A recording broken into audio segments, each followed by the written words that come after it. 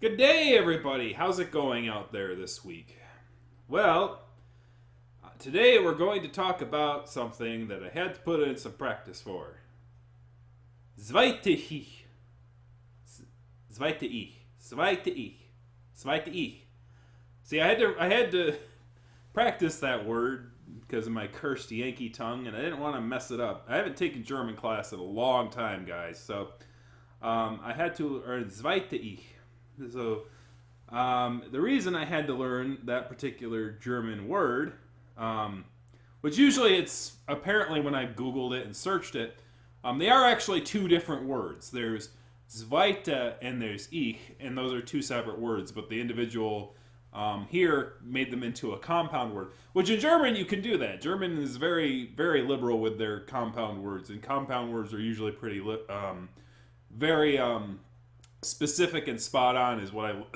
If there's anything I learned from my German class, it's that, like how, like the German word for vacuum cleaner translates into dust sucker. I remember that little thing in her explanation is like if you were to say vacuum cleaner in German or in something like that, it would probably be more likely that you're describing a tool that actually cleans vacuums, right? Like, this is a vacuum cleaner. Oh, it cleans vacuums? No. Like, it's a thing. It's a dust sucker. Yes, that's what it is. So Zweitesich is a concept that I had not set up properly in my thing. Ha! I'm leaving it in. I don't care. Where'd you come from? You just stuck yourself in front of my face, Zweitesich. How dare you? You gotta move yourself over, man. No compromise for this right here. Where is it? Edit scene. Click on the image. Move you. Out of the way. The Zweitesich took over my screen. He's like, I'm going to slam myself right in your face. There we go. That's better. Zweitesich. You just slapped me in the face with your boldness. Anyways, we're talking about this week, and a lot of you have probably already heard about it if you are familiar with furry social media. If not, I'll introduce you. Zweitesich explains here that it's the German word meaning second self. It is a brand of fursuit designers that was created. But interestingly enough, the fursuit creator for this does not come from Arizona. But we'll get to that in a moment. So basically, they launched a site on April 16th that has to deal with what they're calling a designer label fursuit. But before we get into that story, we have to sort of introduce sort of how it was introduced to the furry fandom. Because a lot of... because for anyone who's familiar with the situation, the launch was not didn't go very well. It was pretty bad. And we're going to go over why that was and sort of how that played out. There is a written form of this thing in the description below at the flavor.com article. And you can go ahead and watch that or read that. It's much more quicker. The word's much more concise. I'm trying to get in the habit of writing an article for Flavor and then making one of these videos to correspond with it. For one, it helps because people who have audio, like people who can't really watch or listen to something, can actually read it. And number two, it does get the information out in a different format than the verbal one that people are used to on YouTube, because that certainly helps. It also helps make my videos more concise if I'd stop going off on tangents. Anyways, so Zweitesich was introduced as a brand new furry Twitter when they launched. It was basically...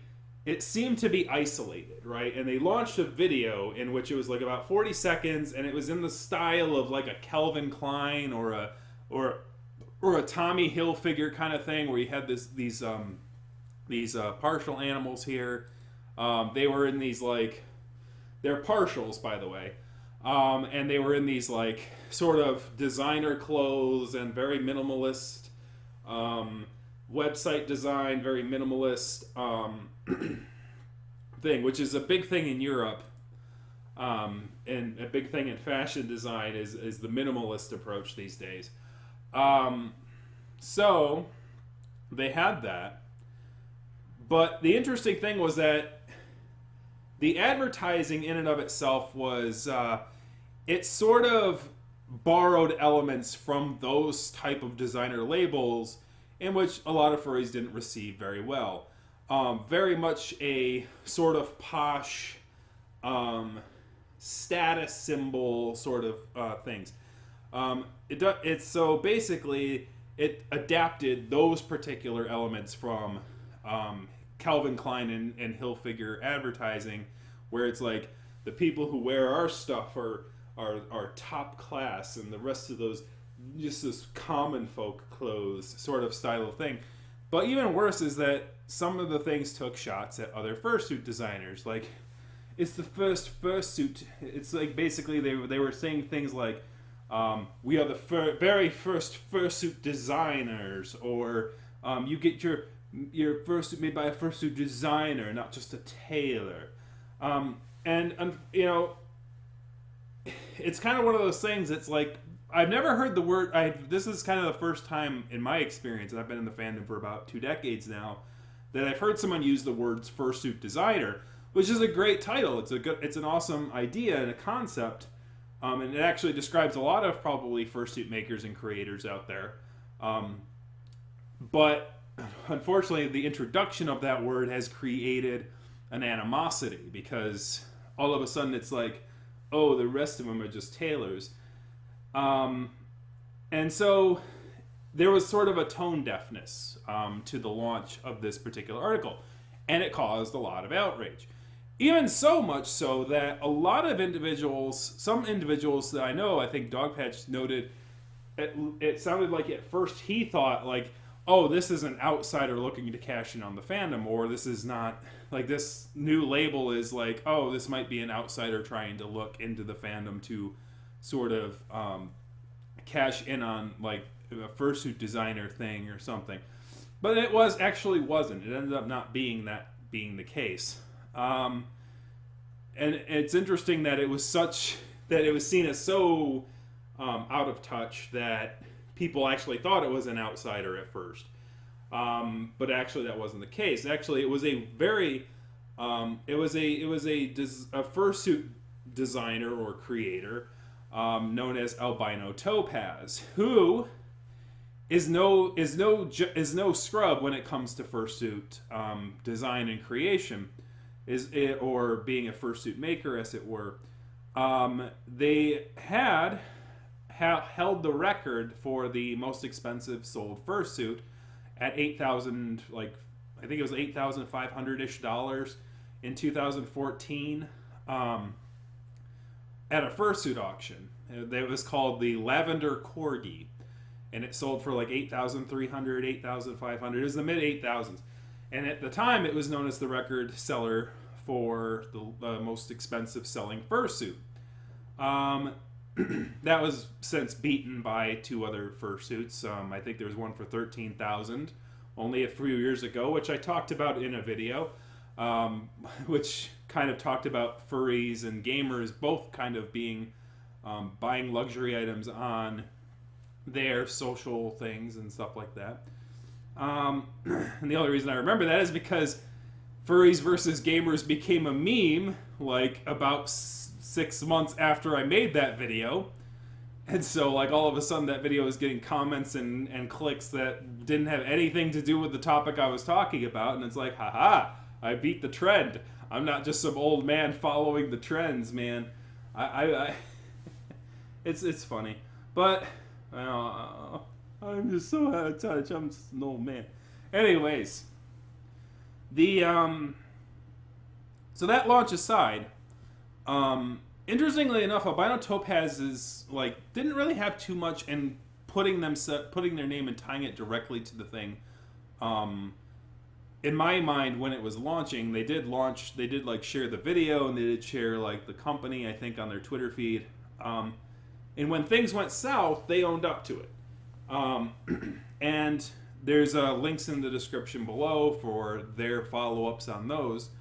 And, you know, as a person who does nonfiction writing and as a person who does this kind of stuff, I have to always take time to give praise to individuals who do that, who don't just try to go, because albino topaz could have easily just went, oh well, that didn't work, sweep, sweep, sweep, nothing to see here, guys, I messed up, I don't know, I'm good, no, we're good, I Zweitesich, what's that? Oh, oh, that was just, get out of here.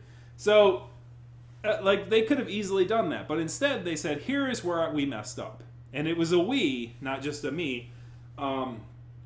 They talked about how, they hired a marketer to basically design the website, design the advertisement campaign for this company. And so basically, when they launched it, they got that animosity.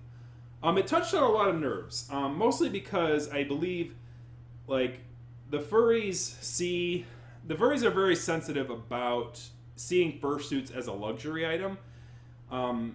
But we have to face facts, and I'm going to state something that might be an unpopular viewpoint, but all fursuits are luxury items, even if they're not $6,000. By the way, that's how much.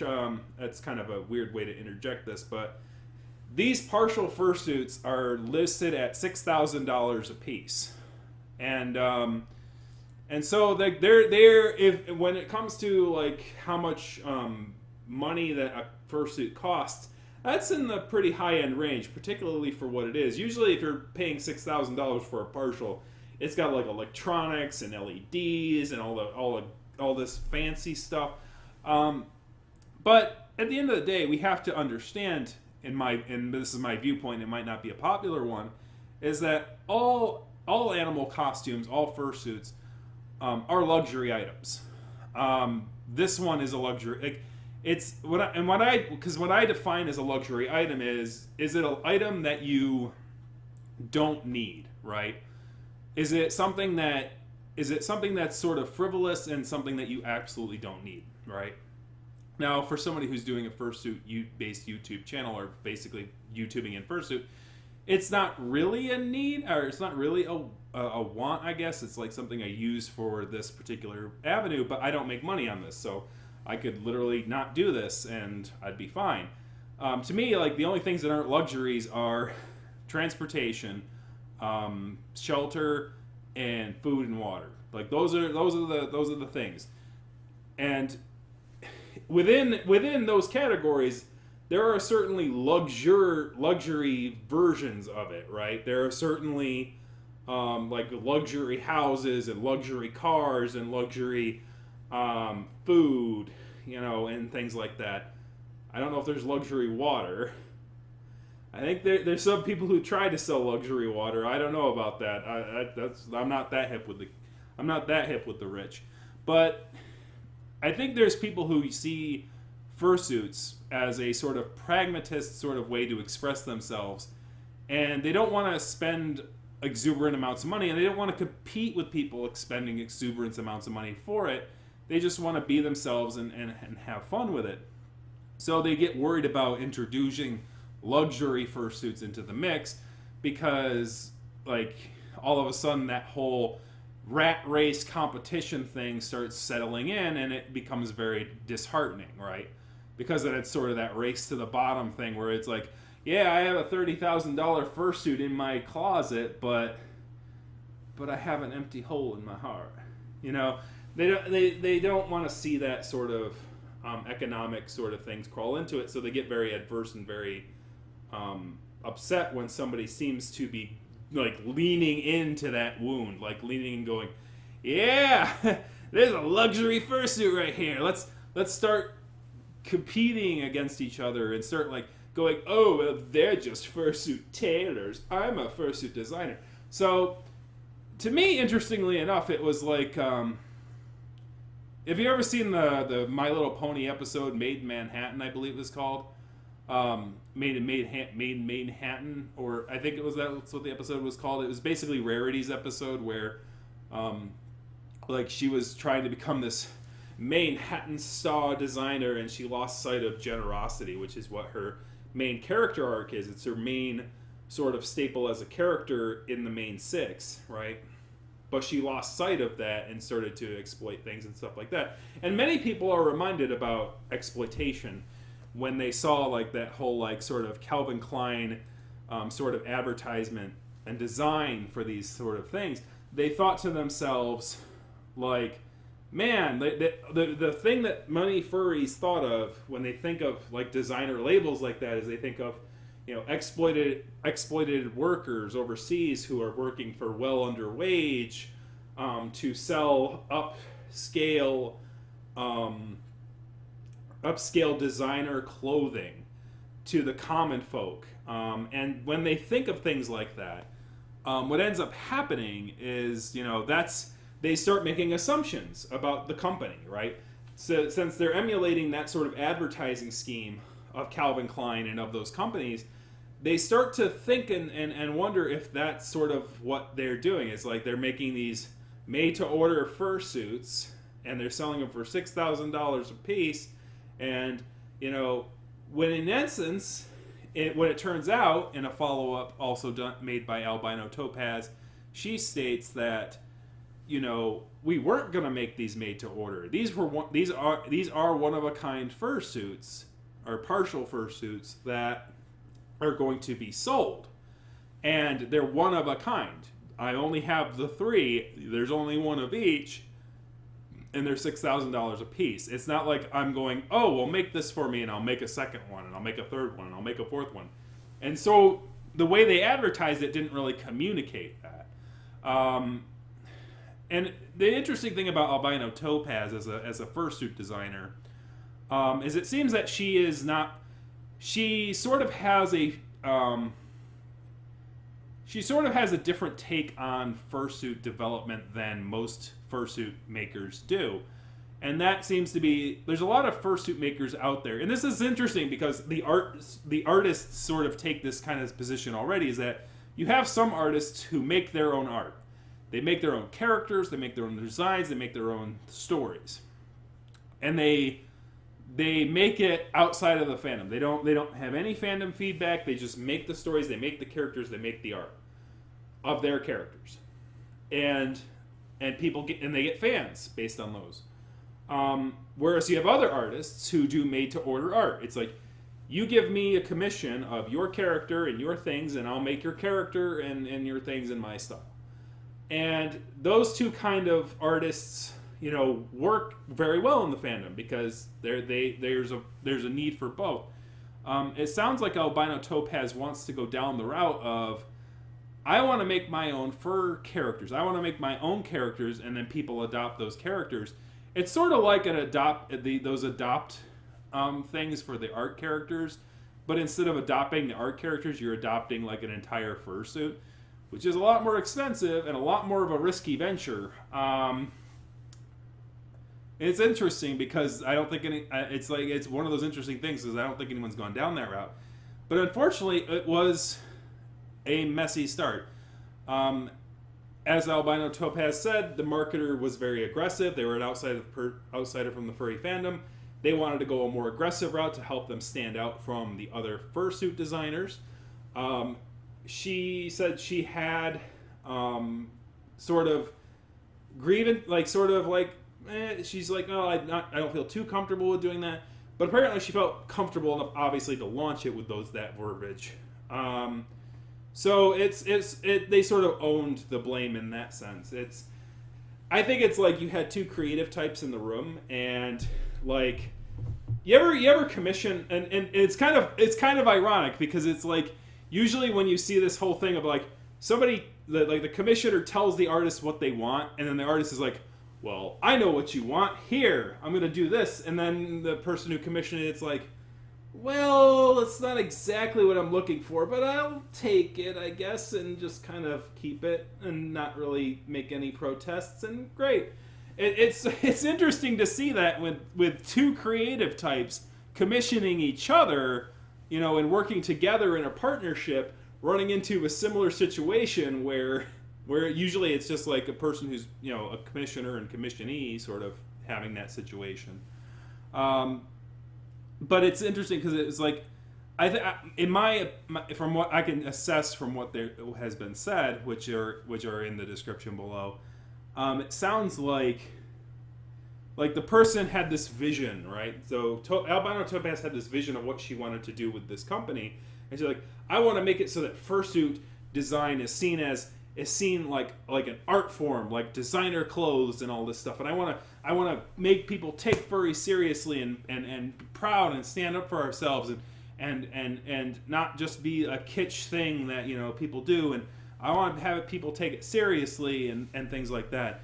And so they took that feedback, like that person took that feedback and ran with it. And basically ran it to its most extreme, where it's not only just about, being the best fursuit designer out there. It's, I'm the first fursuit designer, man, and all those other fursuit designers just players, man. And, kind of like stroking up that whole ego thing, making it so it's like, yeah, people want to be proud to wear this thing, and they took it to such an extreme where it became an essence of culture that doesn't jive well with the furry fandom.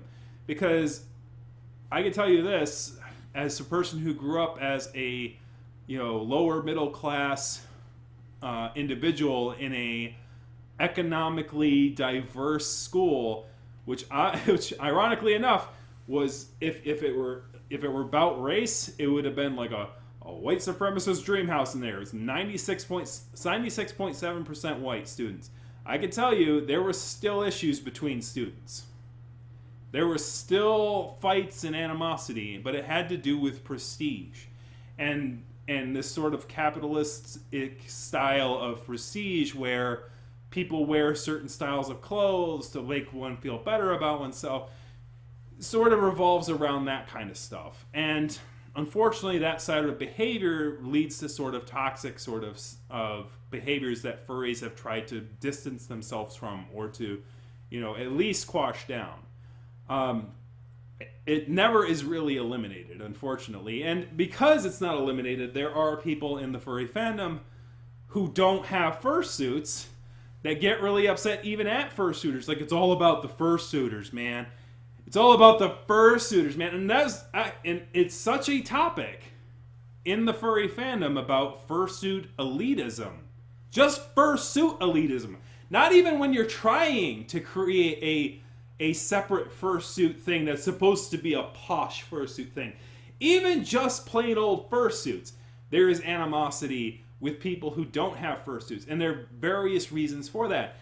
And as I said, it's such a big topic in the furry fandom at this time that the very first video I made on this channel, all the way back in May of 2016, 2015, I think it was 2016, was about this topic.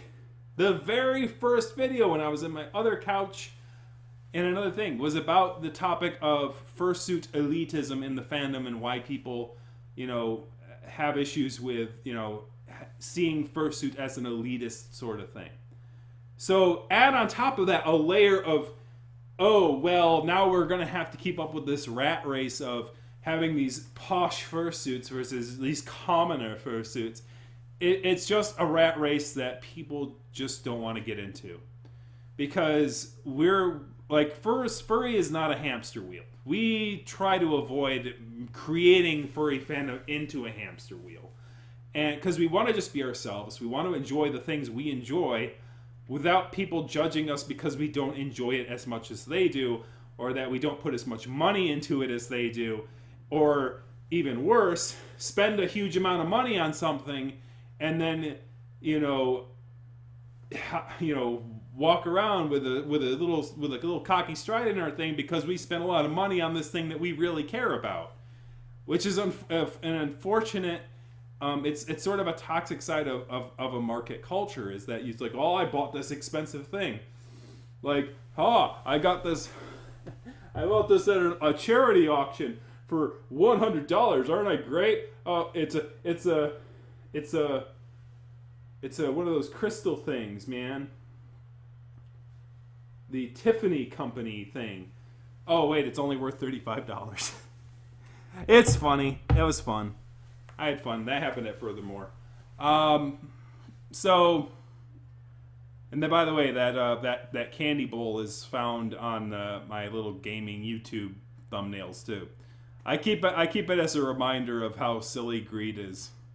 I'm like, oh, it's like, oh, Tiffany Cummins. Oh man, it's real crystal. And I'm like, oh, okay, so it's probably worth like $200. Like, what I learned really quick is that furries aren't very good with how much things are actually worth outside the fandom.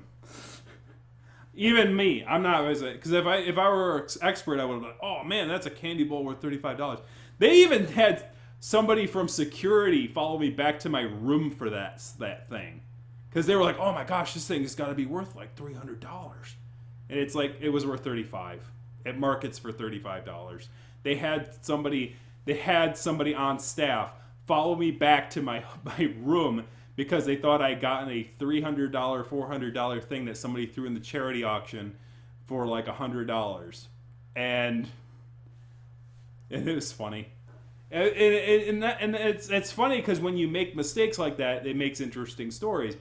But obviously giving money to charity is the most important thing there. But it's kind of funny how, like, it's like furries are like, oh, we don't know what things are worth outside the furry fandom. So, that being said, and I was kind of like wanting to, I was in a giving mood at that point. So, back on topic. So,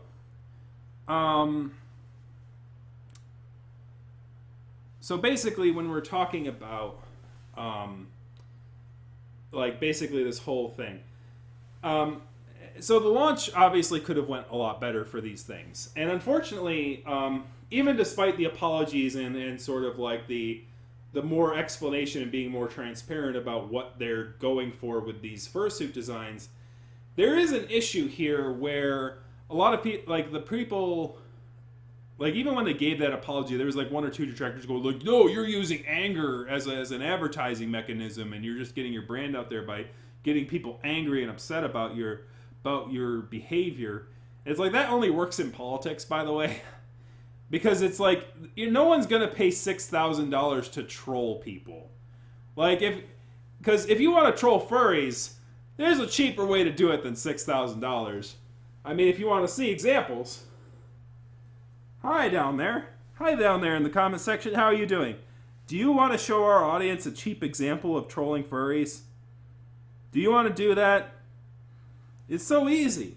All you need to do is go to a website, find a furry video, type a few sentences, and hit enter.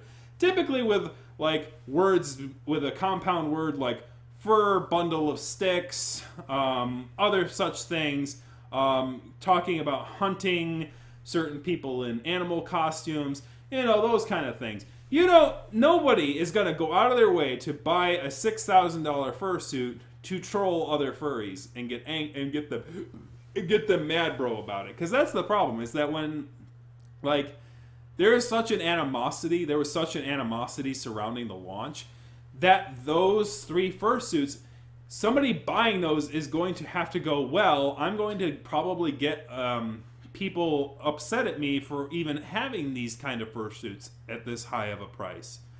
Like, people are gonna see me as being a shill or having money to throw around. They'll see me as a person who has money to throw around and will throw it around on frivolous things, and so they'll treat me in an adverse way.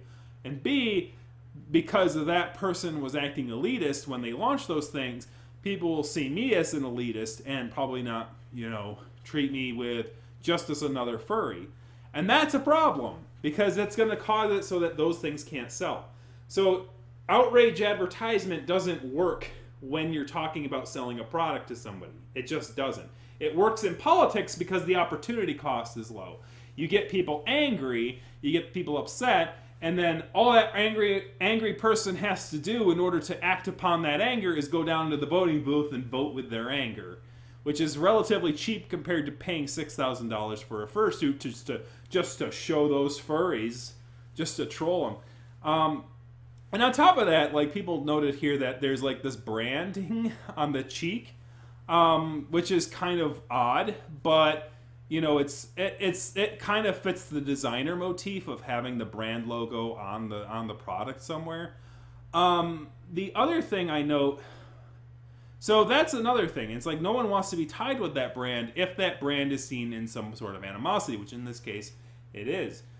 But there is one thing that they could do to fix the situation. Hear me out on this. They're charging $6,000 for the fursuit right now. All you got to do is change the price. Change the price a little bit, just a little bit. Instead of charging $6,000 for these partial fursuits, charge $8,000. That's not a typo. No, charge $8,000.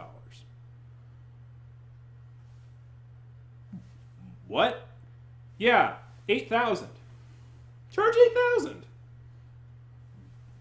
Now, well, obviously, you guys are not following. So, let me describe this in a little bit. So, the reason that rich individuals who spend a lot of money on frivolous things, or on things such as fursuits or luxury items or items that are not necessary, and don't even make sense in a marketing and campaign standpoint, is because of exploitation. Like, a lot of people who see things like Calvin Klein see it as an exploitative thing. And as shown in the article that I wrote for Flera, the very day that they launched the Zweitesich line was the same day that basically the parent company of Tommy Hilfiger and Calvin Klein were talking about investigating exploitation of Ethiopian workers. This is a weird world we live in. It was the exact, I looked at the article's date when I was doing research about like designer clothes, and I'm like, are you effing kidding me? It's the same freaking day. It was April 16th. And here we are with an article about exploitation of workers by these kind of things. So designer things are tied with exploitation. They're tied with negative aspects of people who have money. They're tied with negative aspects in that sense. So having those things on your cheeks and spending $6,000 on it is not something that a lot of furries are going to want to do, because a lot of furries are into what's called a whole charity thing, into giving more than they take, into trying to at least leave the world a little bit of a better place than the way they left it. And designer clothes and designer things and paying, like, exploiting things. Now, obviously, it has to be noted that this is not what Zweitesich actually is. They just took their form of expression from companies that exploit those particular things. But how do they turn that around now that they've accidentally labeled themselves as an exploitative company? Well, you understand that you're trying to reach a clientele that has money to burn. They have money to spend on a fursuit. They don't have the creativity to create their own fursona, but they want a fursona, and that fursona those fursonas look very artistic. I just want to adopt those. Can I adopt those? I have money. I don't feel like an animal thing, but I just want to get involved in this furry thing. And guess what? Okay, if you have money and you want to spend it on this thing, go nuts. But let's push the bar up a little bit. And let's make it something a little different. Let's make it so that you pay $6,000 for the fursuit, but then you pay $2,000 to charity. And Zweitesich and their owners and their brands can select from a plethora of different charities that they feel that might be useful to them. They could pick a local food bank in Arizona. They can decide to do things in in the GLBT community. They can, and even worse, they can, if they don't want to pick a charity just because it's like they don't want to seem biased to one charity, they could do research, take a handful of charities, and go pick from this list of charities. And when you buy one of our fursuits, $2,000 of the revenue goes to that charity, and the $6,000 goes to the fursuit designer. In that way, you transform a posh and designer thing to a badge of honor. You change that label to a joke, which some furries literally took that label and put it on things like toilet paper and things like that in response to this launch. It was really bad, y'all. So, like, you take that thing and you make it into a badge of honor. Something that you wouldn't mind having on your cheek, because when you wear that fursuit, you say, I contributed a good deal of the free money that I had to buy this fursuit to a good cause, to a cause that furries would be able to sort, to sort of things. And basically, if there's a line of charities, right, that they have, like, you could make it so that they can wear a badge based upon the charity that they chose, so that people would know this person who wears this fursuit donated to this charity, right?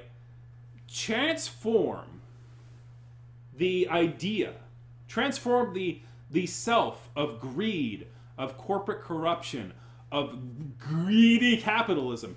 Transform that aspect into giving, into trickling down, into actually doing their part to take some of the wealth that they had and give it back to others in the community, so that they too can grow and grow confident and grow and have a chance, an opportunity to live a better life, even if the time that they're having right now isn't the greatest. Even if they have to, go to a food bank to get food. Even if they have to call a phone number to help prevent them from, taking their own life because of the stresses that they're dealing with, social pressures.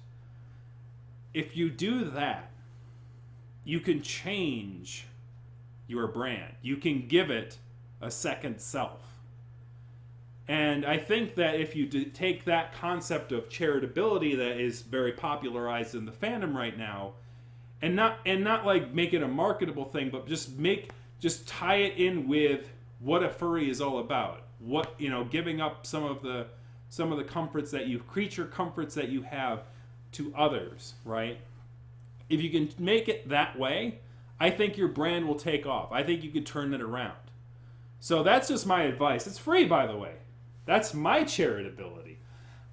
Because I'm not going to go and make a furry designer fursuit label and any of that. I don't have those skill sets. But I have the skill sets of taking bad situations, analyzing them, and transforming them into better situations.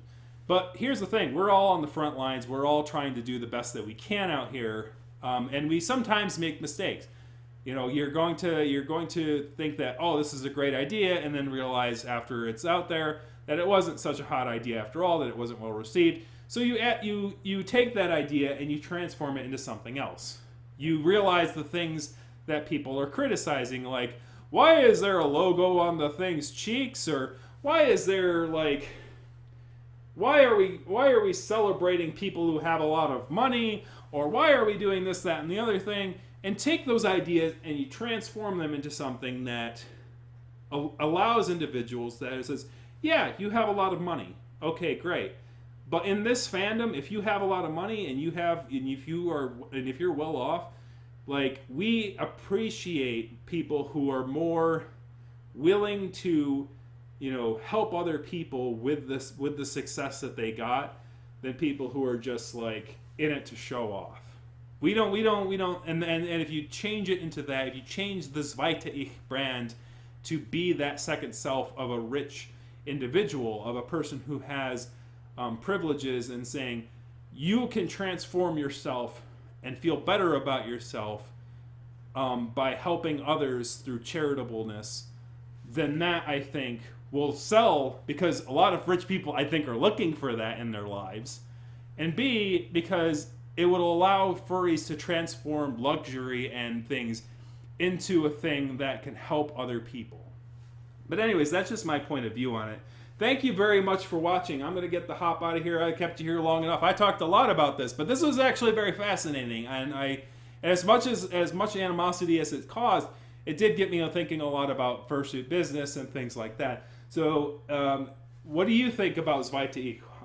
What do you think about the ideas? Is there anything that they could do to salvage their company? Or are they too far gone and they're just too crazy for you? Leave a comment in the comment section. And also, to all those people who are trolls down there, hi, how are you doing? I made references to you already. So, Anyways, thank you very much. Kick that like, kick the subscribe button, kick a comment in the comment section. I'm going to get the hop out of here, and I will see you guys next week.